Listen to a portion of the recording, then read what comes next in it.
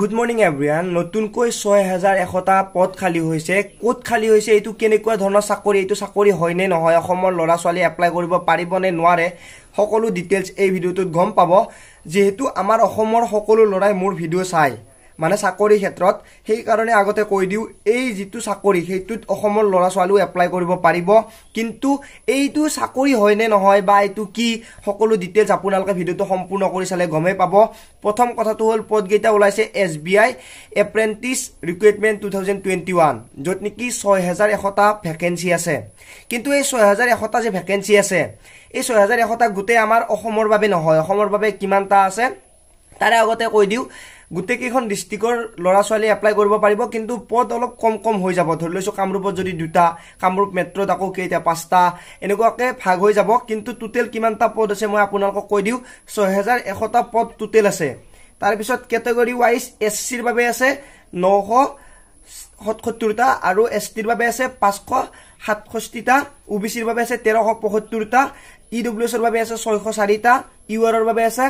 2577টা এইখিনি হল total ভ্যাকেন্সিৰ category wise এতিয়া আহিল অসমৰ টোটাল অসমৰ পদ আছে 250টা ইয়াতে ডিস্ট্ৰিক্ট ওয়াইজ ভাগ কৰা আছে কৰবাত 11টা কৰবাত 6টা কৰবাত 15টা এইবোৰ কৈ নাথাকো এইবোৰ বহুত দিগলীয়া হৈ যাব কিন্তু টোটাল 250টা অসমৰ বাবে পদ আছে এতিয়া কৈ দিও এই পদটোৰ এক্সাম সেন্টাৰ বা এক্সামিনেশন সেন্টাৰ কোড হ'ব অসমৰ বাবে ডিব্ৰুগড় গুৱাহাটী যোৰহাট শিলচৰ তেজপুৰ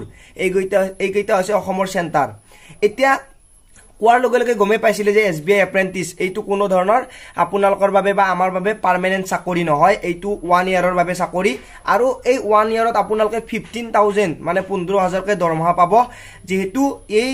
পৰীক্ষা দুটা হ'ব মানে অনলাইন এক্সাম হ'ব আপোনালোকে ইয়াতে লোকেল ল্যাঙ্গুৱেজ কিছুমান জানাটো দৰকাৰ অসমীয়া সকলে আসামী জানিব লাগিব বড়ো বেংগলী এই তিনিটা লোকেল ল্যাঙ্গুৱেজ জানিব লাগিব এতিয়া আহিল এজ লিমিট মই আগতে কৈছো এইটো এটা চাকৰি নহয় এইটো এক বছৰৰ পিছত আপোনালোকক উলিয়াই দিয়া হ'ব এক বছৰৰ বাবে যদি আপোনালোকে এক্সাইটেড বা আপোনালোকে যদি এপ্লাই কৰিব বিচাৰে তেনেহলে কৰিব পাৰে 15000 দৰমহা হ'ব মানে 15000 দৰমহা আপোনালোকে পাব আৰু এক বছৰৰ বাবে হ'ব ইয়াতে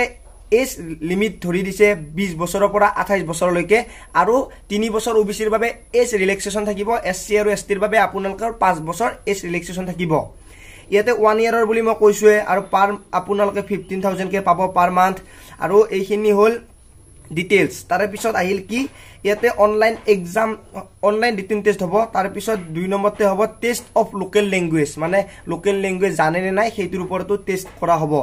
এতিয়া আপোনালোকে এপ্লাই কৰাৰ বাবে কি লাগিব মই কৈ দিও SC ST ৰ বাবে কোনো ধৰণৰ এপ্লিকেশন ফিস নাই লগতে PWD ৰ বাবে কোনো ধৰণৰ এপ্লিকেশন ফিস নাই যদি আপোনালোক জেনাৰেল হয় OBC হয় EWS হয় তেনেহলে 300 টকা আপোনালোকে দিব লাগিব ডেবিট কাৰ্ড ক্ৰেডিট কাৰ্ড বা ইন্টাৰনেট বেংকিংৰ সহায়ত মানে অনলাইন যোগে আপোনালোকে পেমেন্ট কৰিব পাৰিব এতিয়া স্টাৰ্টিং ডেট অফ ৰেজিষ্ট্ৰেচন তো কৈ দিও মই 0607 মানে জুলাই 6 তাৰিখৰ পৰাই আপোনালোকে এপ্লাই কৰিব পাৰিব মানে আজিৰ পৰা ষ্টাৰ্ট হৈছে বুলি আপোনালোকে ভাবিলক এপ্লাই কৰিব পাৰিব আৰু লাষ্ট ডেট টো হৈছে জুলাই 26 তাৰিখ আপোনালোকে 26 তাৰিখলৈকে এপ্লাই কৰিব পাৰিব ডেট অফ অনলাইন এক্সাম আগষ্টত হ'ব কোনো ধৰণৰ ডেট দিয়া নাই আগষ্টৰ মাহত হোৱাৰ চান্স আছে এইখিনি হল ডিটেইলছ সকলোৱে জানো আৰু সৰি মই মেইন ইম্পৰ্টেন্ট কথাটো কোৱা নাই সেইটো হৈছে এডুকেশনাল কোৱালিফিকেশন ডিগ্ৰী পাস কৰা হ'ব লাগিব আপোনালোকে যিকোনো ষ্ট্ৰীমৰ পৰা আৰ্টস কমাৰ্চ সায়েন্স যি নহওক কিয় কেৱল আপোনালোকে ডিগ্ৰী পাস কৰা হ'ব লাগিব এইখিনি হল ডিটেইলছ ভিডিওটো সকলোকে শেয়াৰ কৰি দিয়ক যিবোৰে এবছৰৰ বাবে মানে এইটো যেহেতু লকডাউনৰ সময় এইটো হয়তো চাকৰি ওলোৱাৰ চান্স বহুত কম থাকিব পাৰে যদি আপোনালোকে এপ্লাই কৰোতে পাই যায় তেনেহলে 15000 ঘৰত আপোনালোকে এপ্লাই কৰাৰ পিছত একো লছ নহয় সেইটো কাৰণত কও কিন্তু যদি এবছৰ আপোনালোকৰ লছ কৰিব মন নাই তেনেহলে বেলেগ এক্সামৰ কাৰণে প্ৰিপাৰেচন কৰিব পাৰে সেইটো কথা মই কৈ দিও গতিকে ভিডিওটো সকলোকে শেয়াৰ কৰি দিয়ক জানো সকলোৱে কথাটো গম পায় যে কেনেকুৱা ধৰণৰ পদ কি পদ এইখিনি কথা ডিটেইলছ তো গম পালে সো ভিডিওটো শেয়াৰ কৰিব নাপাৰিব যদি চেনেলটো সাবস্ক্ৰাইব কৰিব নাপাৰে আজিলৈ ইমানে পুনৰ লগ পোৱাৰ আশাৰে মই জিতুমণি জয় আই অসম